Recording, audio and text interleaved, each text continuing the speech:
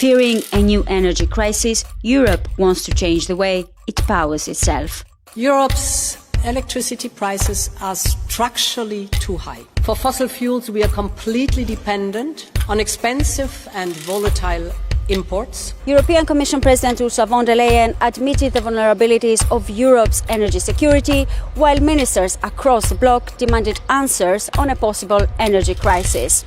After the US and Israeli strikes on Iran, the Strait of Hormuz, the choke point for roughly a fifth of global oil and gas trade, closed, shaking the markets and driving up oil and gas prices. This is a familiar panic. In 2022, Russia's invasion of Ukraine cut off the pipeline gas that Europe had spent decades depending on. Brussels looked for solutions to diversify and ended up relying on the US for 60% of its LNG. But Brussels says it has the answer to end this dependency. In December 2025, Brussels adopted the EU Grids Package, the most ambitious overhaul of Europe's energy infrastructure in its history. The package includes 1.2 trillion euros in grid investment by 2040, 500 plus gigawatts of new renewables capacity, 8 strategic energy highways connecting the bloc from the Baltic to Iberia. The logic is straightforward. The more energy Europe generates at home from wind, solar or hydropower,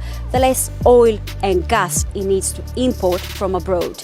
Grids are the backbone that makes that possible. Right now, Europe's electricity networks are fragmented. A solar surplus in Spain cannot easily flow to a gas hit in Germany. A wind boom in the Baltic cannot reach the south. The Grids Package promises to fix all that with cross-border energy highways to mesh national grids together, faster permitting down to a maximum of 2 years, a single EU-wide energy scenario to coordinate planning across all 27 member states. In practice, stronger interconnections mean that when one country is hit by an LNG price spike, surplus power from a neighbor can fill that gap.